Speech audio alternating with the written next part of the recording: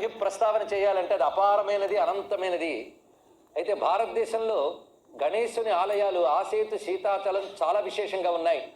అటు హిమాలయాలు మొదలుకొని ఇటు రామేశ్వరం వరకు భారతదేశంలో ప్రతి మారుమూల కూడా గణపతి ఆరాధన చేస్తూనే ఉన్నారు, గణపతి ఉత్సవాలు నిర్వహిస్తూనే ఉన్నారు. అయితే గణపతిని పరదైవంగా కొలిచేటువంటి కొన్ని ప్రత్యేకమైన ప్రాంతాలు మనకి ఉన్నాయి. విశేషించి గోదావరి ప్రాంతానికి గణపతికి ఏదో సంబంధం ఉన్నది. శాస్త్రాల్లో గకారానికి చాలా శక్తి ఉంది అంటారు. అక్షర శాస్త్రం ఏం చెప్తుందంటే గా అనే అక్షరం మహిమాప్రదాయకం అన్నారు ఇక్కడ. అంటే గా అనే అక్షరం పలికితే చాలు మహిమ లభిస్తుంది అని. అది గణేశ అనేది ఒక పెద్ద మంత్రం. ఈ గకారంతో వచ్చేటువంటి ఏమంటే గణేశ, గాయత్రి, గీత, గోవు, గోదావరి అన్ని గకారమే. గోదావరి నది పుట్టుకకి గణపతి యొక్క అనుగ్రహానికి ఒక సంబంధం ఉన్నది. అసలు గోదావరి రావడానికి కారణం గణపతి. చాలామందికి ఆ కథ తెలిసే ఉంటుంది. అందుకు ఒక మహర్షి ఉన్నాడు దానికి ప్రమేయంలో. ఆయన కూడా ఒక గకారమే, గౌతముడు. గౌతమ మహర్షి యొక్క తపశ్శక్తికి సంతోషించి గోదావరి వచ్చింది. గౌతమ మహర్షి తపస్సు చేయడానికి కారణం గణపతి. అదొక పెద్ద కథ, చాలామందికి తెలిసిందే కనుక నేను ఇప్పుడు ముచ్చటించట్లేదు. కానీ ప్రతి ప్రాంతంలో గణపతి ప్రాధాన్యం వాళ్ళు చెప్పగలరు, కానీ మన గోదావరికి మరీ విశేషంగా చెప్పుకోవాలి. అందుకనేమో గోదావరిలో గణపతి స్వయంభూ క్షేత్రాలు చాలా ఉన్నాయి. ప్రధానంగా మనకు గోదావరిలో ప్రసిద్ధి చెందిన స్వయంభూల ఆలయాలు ఒకటి అయినవిల్లి, రెండవది బిక్కబోలు, ఇలాంటివి కొన్ని చెప్పబడుతూ ఉన్నాయి. ఇప్పుడు వల్లభ గణపతి ప్రతిష్టామూర్తి అయినప్పటికీ కూడా స్వయంభువును అభివర్ణించిన తప్పు కాదు.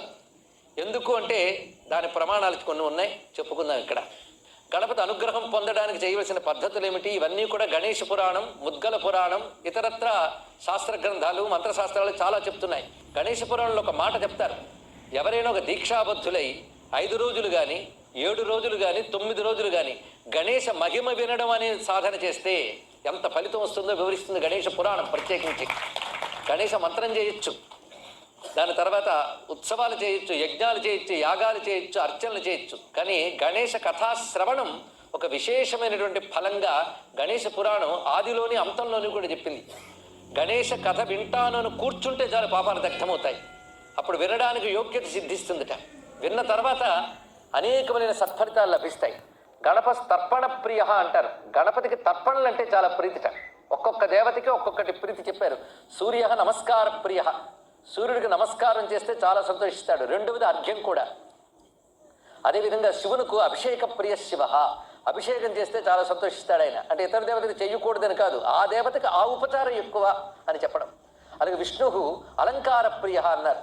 ఇక అమ్మవారు స్తోత్ర ప్రియ, స్తుతిమతి, శృతి సంస్కృత వైభవ. అమ్మవారికి స్తుతి ప్రీత, స్తోత్రంగాని చేస్తే అమ్మవారు సంతోషిస్తారట. విశేషించి గణప తర్పణ ప్రియ అన్నారు. గణపతికి తర్పణ చేస్తే చాలా విశేషమని శాస్త్రం ఒక మాట చెప్తున్నది ఇక్కడ. తర్పణలు ప్రతి దేవత ఉపాసనలో చూపిస్తారు. ఒక మంత్రం సిద్ధించాలి అంటే ఆ మంత్రం నియమించిన సంఖ్యలో పూర్తి చేసి దానిలో ఒక దశాంశం తర్పణ చేసి తర్వాత హోమం చేసి ఇవన్నీ చేయాలి. తర్పణ లేని మంత్రసిద్ధి రాదు. మంత్రం అంటూ ఊరికిన జపించితే సరిపోదండి. మంత్రాన్ని పుష్టి చేయాలి అంటే జపము, హోమము, తర్పణం ఇవన్నీ చేస్తే కానీ మంత్రం పుష్టి చెందదు.